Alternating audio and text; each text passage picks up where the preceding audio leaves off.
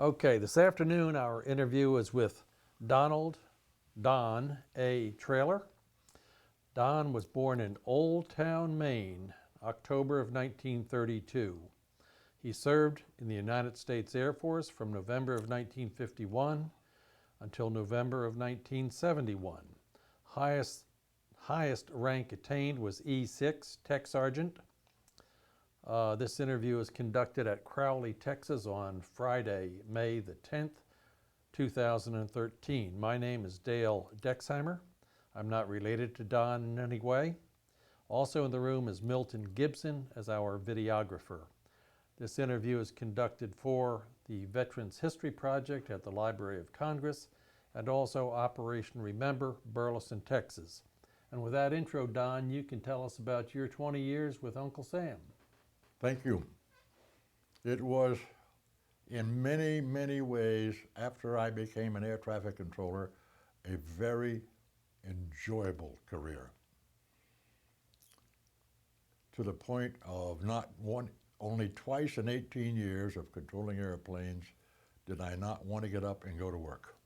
I thoroughly enjoyed my job as an air traffic. It wasn't a job, it was a career. First assignment, Brooklyn Air Force Base, Mobile, Alabama. And 55, we'll say, something around there. I guess they found out that I was going to be some kind of a smart mouth air traffic controller. The Navy has a small twin-engine airplane called an SNB.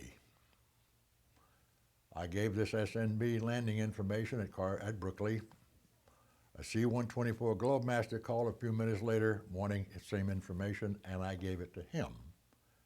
And I told him he was going to be the number 2 airplane to follow the SNB downwind. And his tower, what's an SNB? A small Navy bomber. And the war was on from that day to this. I went to Europe in 58. I was at Burtonwood, RF Station Burtonwood, there for about a year till they closed it, and then I went to a place called Anglia Control. It was a radar facility. We controlled aircraft with radar for the last 3 years I was in Britain. Again, enjoying it very much. The British people are fantastic. You get to know them. From there, back to the States, the Altus Air Force Base in Oklahoma. Again, very uneventful. And then it became very eventful when I got shipped to Southeast Asia. Went to Saigon, and Saigon at that time, and probably still today, or Ton Sanut is the name of the airport, is a civilian airdrome. But we still conducted combat operations off that airport, mixing in with commercial airliners. Here comes the sad part about being at Saigon. I'm reading the Stars and Stripes one morning in the tower, and right down here, below us is the ramp. And these kids in Berkeley, California, want to donate their blood to the Viet Cong. Again, right down there at my feet is 4 flatbed trailers loaded with coffins, metal coffins. Some guys coming home the hard way. A hard day to remember, but it happened. And then the funny part comes into being at Saudi. An Army OV-1, that's a prop job for the Army, declares an emergency. He's got to land, going to land without his nose wheel. So we get the runway foamed. Mind you, this is a civilian airdrome. It takes a lot of coordination. Finally get it all done. All the equipment gets off the runway, and it's down to 4,000 feet down from where he is. And I clear him to land, and I tell him where this foam is. Where does he land? 4,000 feet from where the foam is. And I've sat on, and I'm screaming with laughter. I think this is the most hilarious thing I have ever seen in my career as an air traffic controller. I see the foam, but I don't want to land in it. Now, what upsets, or there was an Army major in the tower. He said, Sergeant, there is nothing funny about this. And I said, Major, if you Army types just stayed a walking, we'd be a hell of a lot better off. And the war was really on between me and that major. But that was the fun part about it. It was seeing it that. Then I was sent to a place called Cameron Bay. They just opened it up, or visibly close to opening it up. Had to help put up a 6-man tent so I'd have something to cover myself at night. And, oh, let me go back to Tonsanut for a minute. A thought just jumped into my mind. I used to tell the Viet Cong that the B-52s were coming on a bombing raid. An open microphone, just like we have here, anybody can hear. So I would tell pilots departing Tonsanut to stay away from a place called Tuiwa, a 30-mile radius up to 40,000 feet within 100, 300 hours, calling it a gunfire. It didn't take the Viet Cong, or Charlie as he was affectionately called, very long to figure out that the B-52s were going to be there at 1 o'clock in the morning. And I told somebody about my statements that I was making, telling the B-52, that the Viet Cong, that Charlie, the bombers were coming, and I was told to mind my own damn business. We know what's going on. And the thought is, I hope to God you do, because you're sure getting a lot of guys killed over here. Something for them as well at that time. General Westmoreland told President Johnson, for every American killed in Vietnam, they were killing 1,000 Viet Cong soldiers. That would have meant 580,000 Viet Cong would have died, not counting the Aussies and the French who had already fought them. Westmoreland was totally wrong as far as I'm concerned. Cameron Bay, that too was a fiasco. The Phantom, the F-4C Phantom aircraft can carry 16 500-pound bombs without any difficulty at all. A flight of 4 at Cameron Bay would take off, each aircraft only carrying 2 500-pound bombs apiece. Maybe a napalm or 2 possible. Sorties were the mission of this squadron wing commander. Not how much damage we can do to our enemy, but how many missions we can fly. Here we endangered the lives of 6 airmen, 3 aircraft to have a sortie. Again, a political war. And it was all, how many sorties can you fly so I can put it on your resume as an Air Force colonel, squadron commander. Again, I was told, say, wait a minute, where the hell is the rest of your air, where are all these bombs? Why don't you go up there and do some damage? Again, you're not just an you're just a smart-mouthed air traffic controller. Keep your mouth shut. Yes, sir. And I came home the same way. I went over very disillusioned to that political war that was Vietnam and the loss of a lot of people. A couple of my friends are over there. Come back to Carswell Air Force Base, see, 64? Yeah, 65. And stayed at Carswell till I retired in 71. In the interim of that, they wanted to ship me overseas twice, remote. And twice I fought him, and twice, I don't know if I won or not, I still retired out of Carswell. And I've been retired out of the Air Force since November 1971. It's been a first couple of years, many difficult years. In many ways, I was very used to dealing with professional people, air traffic controllers, as well as pilots in the flying game. And I was having a rather difficult time dealing with my superiors, who I had a hard time figuring out how they got to the front door. let alone ever being promoted to a manager of any type, shape, or form. And it took me almost about 5 years to get used to the fact that there are civilians out there. and I'm to get used to these civilians. I would say that that concludes my career. I had a good time. I will be retired 42 years the end of November this year. And that's a long time, guys. A long, long time. Well, I'm 80 years old.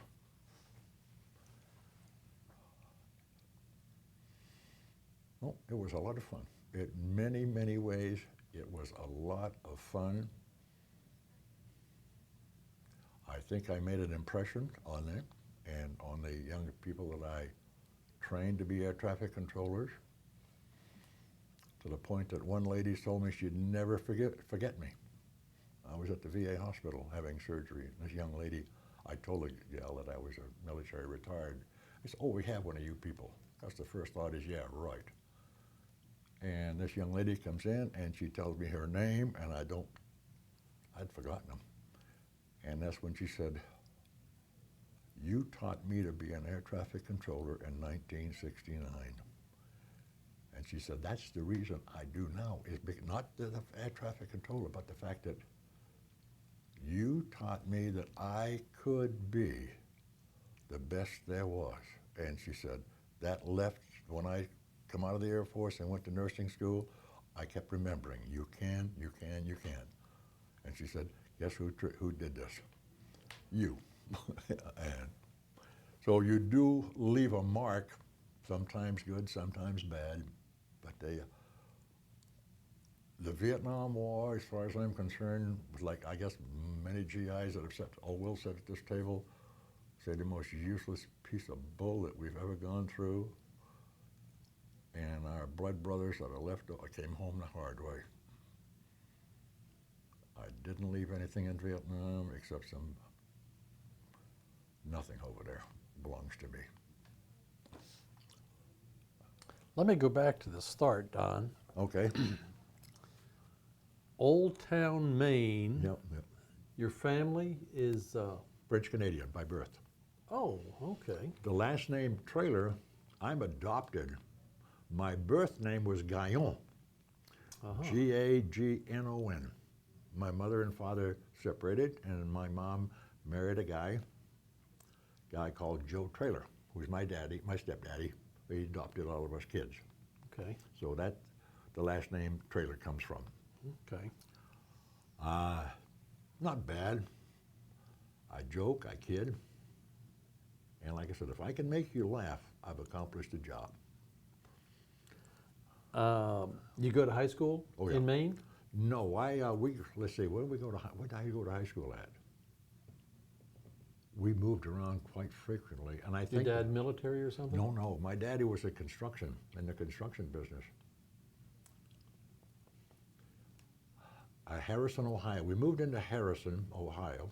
Harrison's a suburb of Cincinnati, isn't it? Yeah, far okay. outside of Cincinnati. And then we went to a place called Cedar Grove, Indiana, and I graduated there in 1950.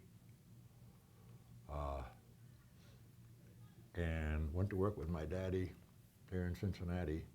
We were building homes. Cedar, hang in there. Bring him up.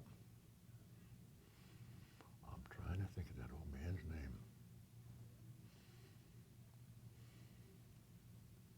I don't think it's important. But we built, I know, 750 houses, 2-bedroom homes. There's,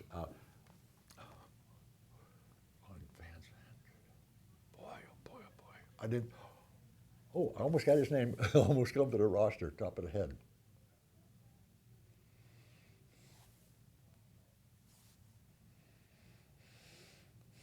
I remember Frank Hansel, he was a superintendent.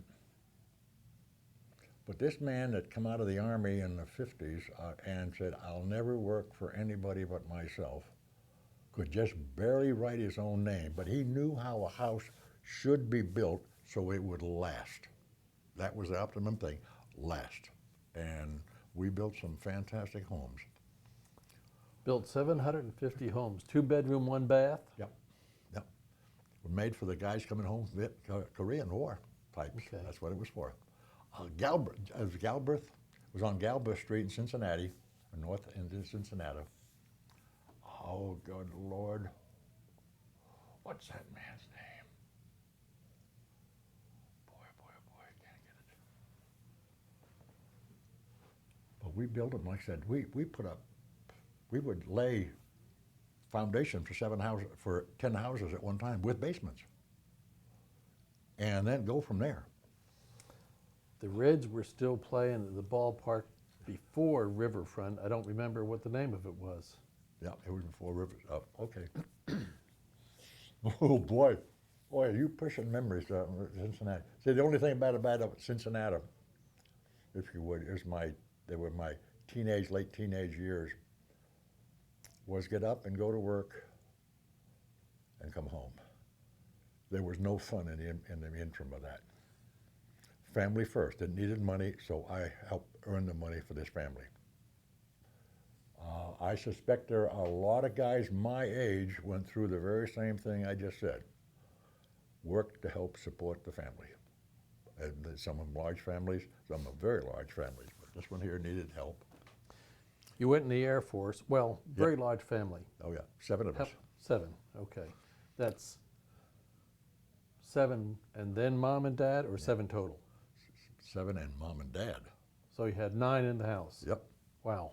Yes, Okay. indeed. Oh, now. And this guy, Joe Traylor, had to be a saint to marry a woman with 6 kids, and none of us were legal age. But he adopted all of us. Big responsibility. Big responsibility. Yep. He came out of the hills of Kentucky. You went in the Air Force in 1951. Yep. Why the Air Force and why the military at all? Well, I was working for Standard Publishing Company in Cincinnati as a printer.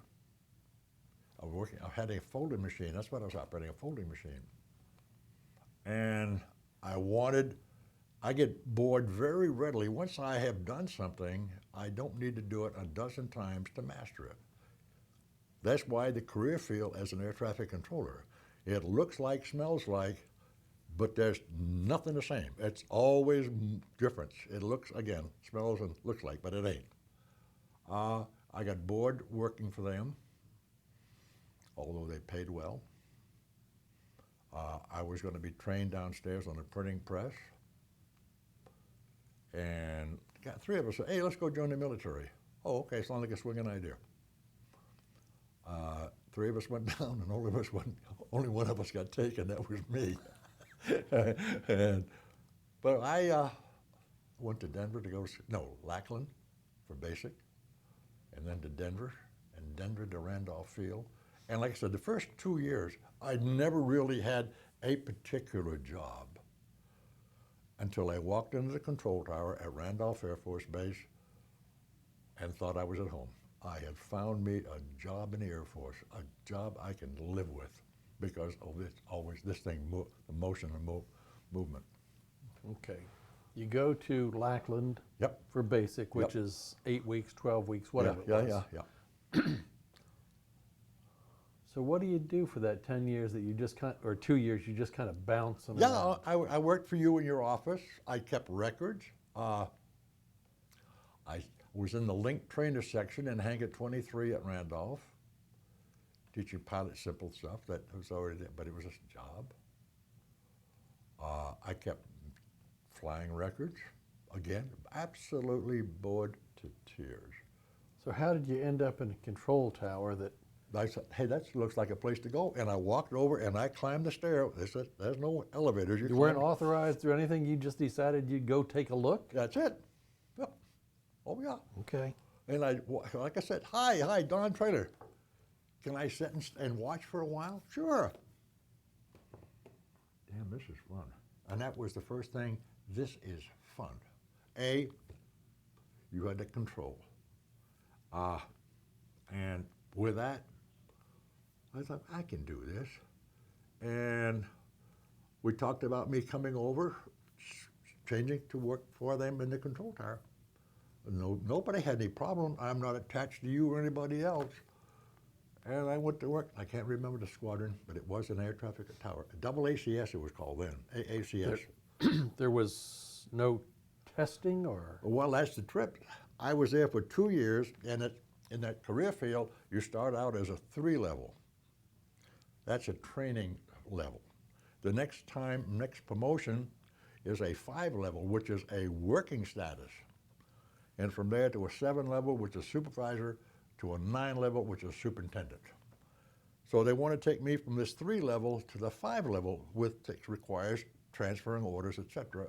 And some guy way up in a record says, you can't do that. Why? Well, he's never been to air traffic control school. Guess where I go? 2 years, I'm now going to Keesler Air Force Base at Biloxi and learn to be a tower operator. Which you'd already been doing. Yep, for 2 years. But the law says, that was the Air Force saying it, the law says you will do this if you want to do that. And so I went to Keesler and learned to be a tower operator. From there I went to Brookley Field, Mobile, Alabama. And I found out I was a smart mouth, which worked out perfect for my military career. And to Great Britain to Altus, Oklahoma, Altus to Vietnam, the hellhole of the world, and to Carswell Air Force Base where I retired. It was a good career. It was a fun career. I think just the few points that I made, subject to trip in Vietnam. The incidents with the small Navy plane. Yes. And I think you said a C-130 was C-124. 120. Oh, The Globemaster. Oh yeah. yes, big Oh, yeah. airplane. Okay. And I guess since you were in control, the 124 had to throttle back or do some lazy eights or something. And the repercussions were? The Navy pilot let me know real quick that this is not a Navy bomber, and it's not. It's a passenger carrying aircraft, 6 people, but a little twin prop job. I don't even know this beach whatever. But the Navy's designation for that aircraft was an SNB, and I refer to it as a small Navy bomber. And few people who are out here are Navy types, and I say that to them. They know exactly what I'm talking about. Oh, but it was, that's it. And with that, that's the thing is, again,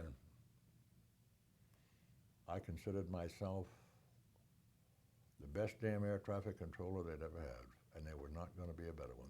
And I believed it with everything that was in my fiber. The guy in the 124 ever have a beef or? No, he just chuckled. Oh yeah.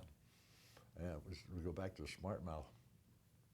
At Carswell, SAC, which is Strategic Air Command, they fly heavy except on Fridays. And Friday was an early morning mission because they want to be at the old club at 6 o'clock at night.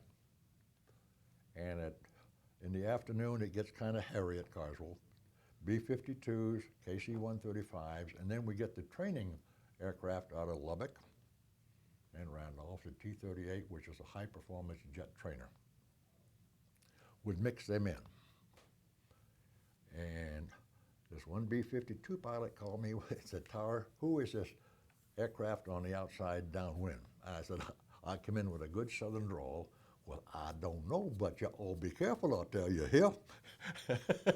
And the war, if you would again, was on. It was taking that tension, because it can get awful difficult if you permit it to get out of control on tension. So the best thing to do is break the tension. And it goes back to flying airplanes. Good career, have happy career. Did you get married sometime while you were in the service? Yes, my first wife. Yeah, we were married in '52. Prior to you going to England? Yeah. She go to England with you? 6 months later, yeah, she joined me in 6 months, yeah. Was over there for 58 to 62. You said you liked the English people. Yes. Particular reasons? Their sense of humor. Okay. In many ways, their sense of humor is if you wanted to talk to them about anything, they were. And in turn, I tried desperately to tell them. Actually, my predecessors who went over there during the Second World War had money to spend, which the Brits didn't. So the continuous of military coming over were that gold mine, if you would, in the sky to the Brits. And I finally told them, hey, wait a minute, no, I got a family to raise, which is a true statement. You pay 7 and 6 at that time, which was $1. No, 3 and 6, 70, about 60 cents for a gallon of gasoline. But they were going 33, 34 miles to the gallon. We were paying 15 cents a gallon and going half the distance. There is the same way. Depends on where you are. If you're making good money and you're spending good money, you still come out broke. If you're poor and you spend poor, you're still broke. But that was the difference. And I tried to explain to the Brits that, hey, wait a minute, we're the same. We're the same thing. You're working like dogs to keep your family going in Britain, and I'm working like a dog to keep my family going in the States. And none of us are going to get super rich. When you were in England, you functioned as an air traffic controller? Yep. Yes, I did. Yep. At a British base, U.S. base? We were at a remote. Well, I was at Burtonwood, which was British. This in Lancashire, which is in the northern part of the country. They closed. It was a warehouse distribution center for USAF for all of Europe at that time. And then I went to a place called Anglia Control, which was strictly radar. Okay. We controlled 7 Air Force bases, the airplanes from 7 Air Force sites. Did you have voice contact with Voice and radar. U.S. pilots, British pilots? With U.S. pilots. Just U.S.? Yeah. Once in a while a Brit would pop in on us, but very rare. They had their own controllers? Yes, they had their own controllers. Okay. The British had a real difficult time seeing an enlisted man like I was and 2 stripers directing aircraft what to do. Because that's a pilot, that's an officer flying that airplane. They still had the old monarchy thing, huh? You got to have a title. Yes. Wait a minute, it's an airplane. It's not a colonel, it's not a major or anybody else, it's an airplane. And that's exactly how we could operate with it. I don't care who's flying the daggum thing. You're still going to do as I tell you to do, or you're going to go someplace else. Oh, and I've told a couple of pilots that without any difficulty. When you started your career, Don, you were dealing basically with propeller-driven airplanes? Yeah, well, no, we had some F-4s or F-87s. 86s would have been. The 86s were coming down the pike. These airplanes would come into Brooklyn and be revamped, and we were putting them on small aircraft carriers and sending them overseas. I'm trying to think of that lead sled. It was called a lead sled. I'm going to say an F-87. Boy, oh boy, oh boy. Whatever. But they liked to stay on the concrete. They didn't like to fly for some reason or other. But they were called lead sled. They called it a lead sled. Okay. So you had a lot of propeller-driven airplanes, but the jets were just coming of age. Yeah. By the time you retired, that thing had reversed. Oh yeah, all jets. Oh yeah. For an air traffic controller, that transition. Nothing to it. Nothing to it. Just longer space between them, or nope. The longer space is between them. The rules govern that stuff right there, if you would. But if you two are coming in to land together, that's your problem. You take care of each other. Don't bother me. Now, if you don't want to fly together, I've got rules to keep you and him separated from each other. But as a squadron, we'll say a squad, a 4-man operation comes in, I clear them to land. I clear one to land, that's all it takes. You're the squadron chief, you direct all the rest of it, and trail behind you. Okay. But if you don't want to be, we don't want to be separate, we want to be separated, break apart, then you individually control the individual airplanes. Okay. Let's go to Vietnam, Okay. which it's an emotional time for you and any number of folks that we've talked to. Yeah. It's an emotional time. Yeah. Started in Saigon, Yeah. lived in military housing. Lived on the base, and it was, yes, considered military. And I was Sandbags around the barracks? No, or no, we didn't. no bunkers? No, Ever come under rocket attack, mortar attack, etc.? no, not in Saigon. Because of the location or because of how early you were in the war? Probably due to both of them, location as Okay. well as the early times in the war. Okay. To say I saw combat, no. I saw the end results. There was a morgue on at Tonsanut, and on an occasion I walked from the tower to where we lived at, and there's a little tunnel, and all I could see was blood coming out of it. And then it dawned on me, if you would, just where you are, face boy. Oh yeah, we'll talk about Saigon. Hey, I had a good time. I was teaching the Vietnamese children to speak English. Didn't last long because of the transfer and the need of mine to be shipped inside. And I wrote a letter to Brian Biles, who was the principal at Altus, the grade school in Altus. And I told him what my needs were about books so these kids could learn English from them. And we got 17 boxes of books in 2 days. Wow. The need, he put the need out, he put the word out. Don needs us. Again, people knew me from there in Altus because I make myself known, good and sometimes bad if you would, but known. And he told the people that Don needed this help, and Don got the help he needed. Didn't last long, but again, these are things that keep popping back in. Well, and what are those things that probably people here never heard about what a number of service people did Yep. to help the indigenous? Yep, people there, yep. They, Yes. the average Vietnamese, if you would, was dirt poor. Saying that, Nguyen Cao Ky was the president of South Vietnam when I was stationed there. When he moved to California, he moved there as a super ultra rich individual. Where he got his monies from and what he did to get his monies, I don't know. But it wasn't as being president of South Vietnam. At least I'm not a historian. But then again, but this was a crooked war from the word go.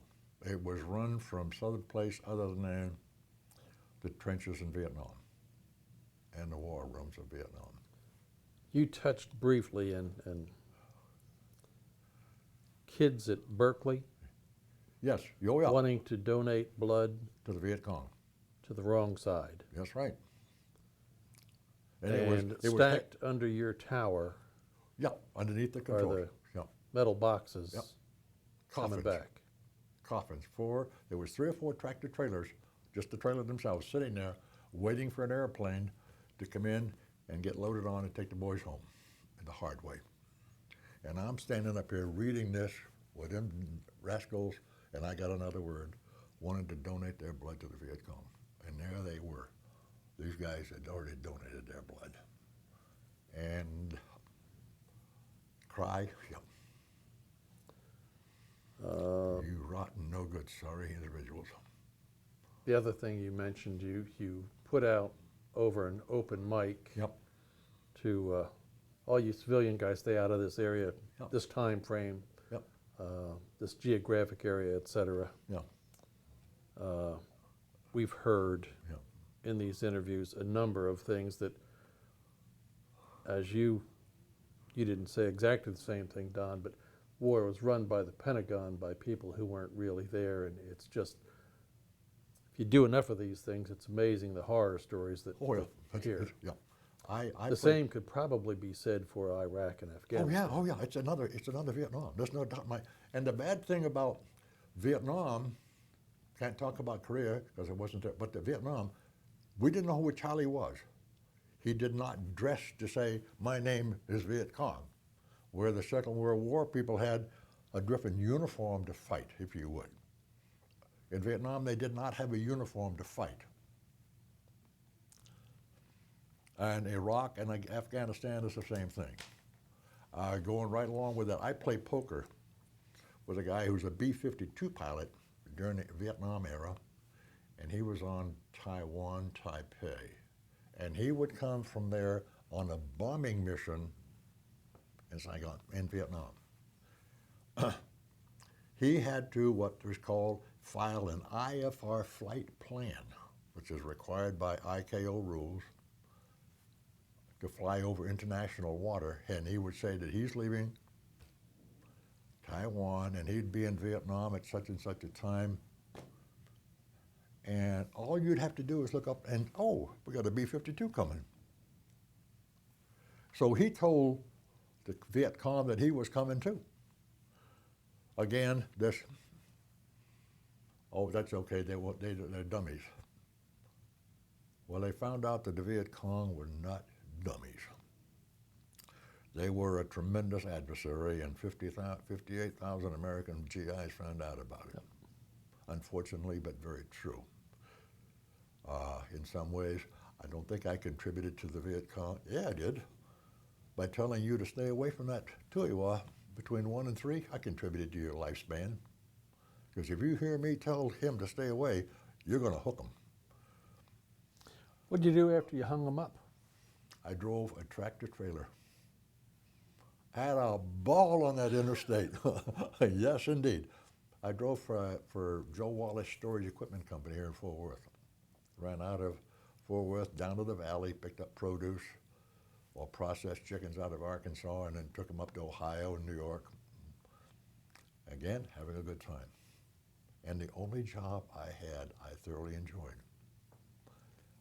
Oh yeah, again, it was that oneness of being in control. I'm the boss. And my boss, Joe Wallace, he and I firmly understood.